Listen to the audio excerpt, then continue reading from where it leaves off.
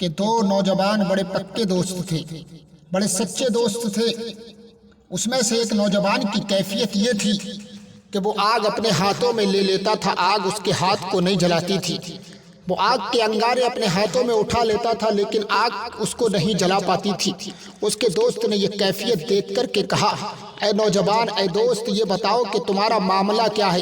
تم آگ اپنے ہاتھوں میں اٹھا لیتے ہو لیکن آگ تمہیں جلاتی نہیں ہے۔ تم آگ کے انگارے اپنے ہاتھوں میں اٹھا لیتے ہو لیکن آگ کا کوئی اثر تمہارے ہاتھوں پر نہیں ہوتا ہے، معاملہ کیا ہے؟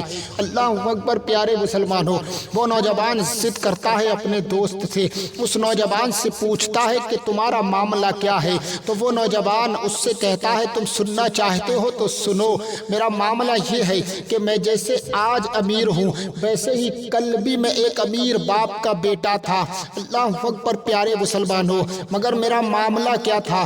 جب میں نے نوجوان کی دہلیز پر قدم رکھا تو میں نے ایک اپنے پڑوس میں خوبصورت لڑکی کو دیکھا کہ وہ ٹہل رہی ہے۔ جب میری نظر اس پر پہنچی تو میرا دل اس کی طرف مائل ہوا۔ میں نے اسے محبت کا پیغام بھیجا، اس کو لالچ دیا، اسے مال کا لالچ دیا، دولت کا لالچ دیا، لیکن وہ لڑکی انکار کرتی رہی۔ میرے کہنے پر اس نے مجھ سے محبت نہیں کی بلکہ اس نے مجھے دعوت بھی نہیں دی، یہاں تک کہ کافی کوشش کی۔ کچھ دنوں کے بعد میں وہ لڑکی اور اس لڑکی کی شادی ہو جاتی ہے، اس کے بچے ہو جاتے ہیں۔ اللہ اکبر! پیارے مسلمانوں، اس لڑکی کی شادی ایک مزدور کے ساتھ ہوئی تھی، ایک غریب شخص کے ساتھ اس کی شادی ہوئی تھی۔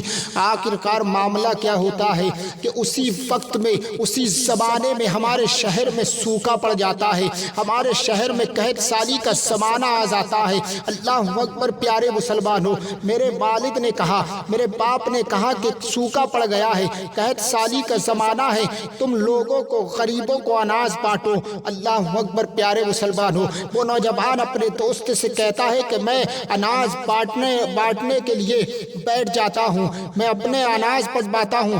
غریب اناج لے کر کے جاتے ہیں، قطاروں میں لگے ہوئے ہیں، غریب اناج لے کر کے جاتے ہیں، کھانے پینے کا سامان لے کر کے جاتے ہیں میرے پاس سے۔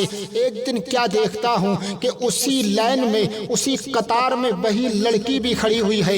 جب میں نے اس لڑکی کو دیکھا، دیکھنے کے بعد میں الگ جا کر کے میں نے اس لڑکی کو اپنے خاص کمرے میں بلوایا۔ بلوانے کے بعد میں نے اس سے پوچھا کہ تو کیسے آئی ہے؟ اس نے کہا کہ میرے 3 بچے ہیں جو بھوک اور پیاس کی وجہ سے بلک رہے ہیں، میں اناج لینے کے لیے تیری دہلیز پر آئی ہوں۔ اللہ اکبر! پیارے مسلمانوں، اس نوجوان نے جب یہ سنا تو اس کی مجبوری کا فائدہ اٹھانے کی کوشش کی۔ اس نے کہا یہ مجبور ہے، آج یہ ضرور میری بات کو مانے گی۔ اس نوجوان نے اس کو زنا کی دعوت دی۔ اللہ اکبر! پیارے مسلمانوں، وہ نوجوان کہتا ہے میں نے اس لڑکی سے کہا کہ میں تجھے اناج کا تیرے گھر میں انبار لگا دوں گا، تجھے دولت سے نواز دوں گا، مگر میری ایک شرط یہ ہے کہ تجھے میرے ساتھ زنا کرنا ہوگا۔ اللہ اکبر! پیارے مسلمانوں، اس نوجوان نے اسے زنا کی دعوت دی۔ اس لڑکی نے جب سنا تو خوف خدا سے کانپ اٹھی۔ اللہ اکبر! پیارے مسلمانوں، جب اس کی نظر اپنے بچوں پر پڑی، اس نے اپنے بچوں کے بارے میں سوچا کہ اگر مجھے اناج نہیں ملا تو میرے بچے بھوک پیاسے مر جائیں گے، بھوک کے مارے تڑپ کر کے مر جائیں گے۔ اللہ اکبر! پیارے مسلمانوں، اس نوجوان نے کہا کہ اگر تو میری یہ شرط پوری کرے گی تو میں تجھے اناج دوں گا، ورنہ تو جا۔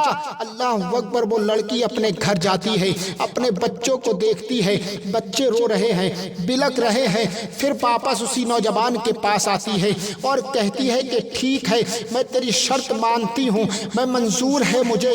اللہ اکبر! جب وہ لڑکی زنا کے لیے راضی ہو جاتی ہے، اس کے بعد جب وہ تیار ہو جاتی ہے، کچھ دیر کے بعد اس نے پھر سوچا کہ اگر میں نے یہ گناہ کر لیا اور گناہ کر کے میں اناج لے جا کر کے اپنے بچوں کو میں نے کھلایا اور اس کے بعد اگر میرے بچے مر گئے تو کیا ہوگا؟ اللہ کی طرف سے موت اگر ہے تو بچے بھوکے بھی مر سکتے ہیں اور کھانا کھا کر کے بھی مر سکتے ہیں، اور اگر اللہ کی طرف سے میرے بچوں کی موت نہیں ہے، میری موت نہیں ہے، تو اللہ تبارک تعالیٰ کی طرف سے اگر موت نہیں ہے تو بھوکے رہ کر کے بھی میرے بچے نہیں مریں گے۔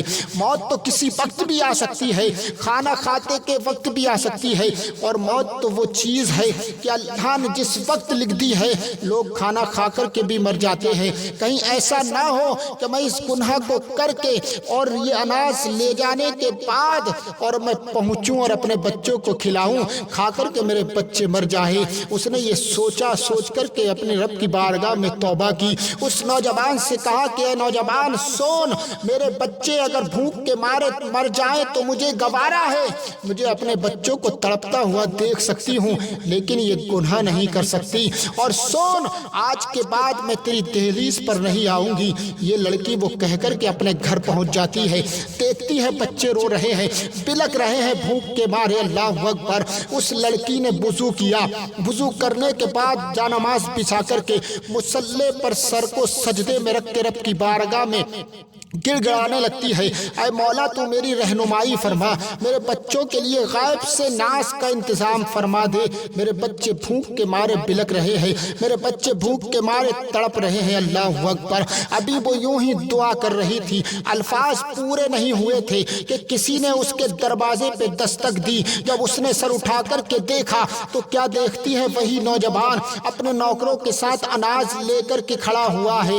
اس نے جب دیکھا اور وہ دیکھ کر کے کہا، اب تو کیسے آیا ہے؟ کیا چاہتا ہے؟ تیرا ارادہ کیا ہے؟ اس نوجوان نے کہا کہ جب تو نے مجھے یہ نصیحت کی تو تب سے میرے دل میں اللہ کا خوف پیدا ہو گیا۔ میں نے سوچا کہ یہ غریب ہو کر کے اللہ سے اتنا ڈرتی ہے تو مجھے امیر ہو کر کے اللہ سے کتنا ڈرنا چاہیے۔ آج سے میں نے توبہ کر لی ہے اور تجھے میں نے اپنا بہن تسلیم کر لیا ہے۔ لے بہن، یہ اپنے بچوں کو کھلا اور اپنے بچوں کی پرورش کر۔ وہ نوجوان اناج دیتا ہے، دینے کے بعد میں جب وہ واپس چلتا ہے تو اس لڑکی نے کہا ٹھہر جا، ٹھہر جا۔ اللہ اکبر! وہ رک جاتا ہے۔ اس لڑکی نے مصلی پر پھر اپنے سر کو سجدے میں رکھ کر کے کہا، اے مولا اگر یہ نوجوان اگر اپنے قول میں سچا ہے تو تو اس کے لیے جہنم کی اور دنیا کی دونوں آگوں کو حرام کر دے۔ اللہ اکبر! اس کے بعد وہ نوجوان چلا جاتا ہے۔ وہ نوجوان کہتا ہے کہ اس تاریخ سے آج تک میں اپنے ہاتھوں میں آگ کے انگارے اٹھا لیتا ہوں لیکن آگ مجھے نہیں جلاتی ہے۔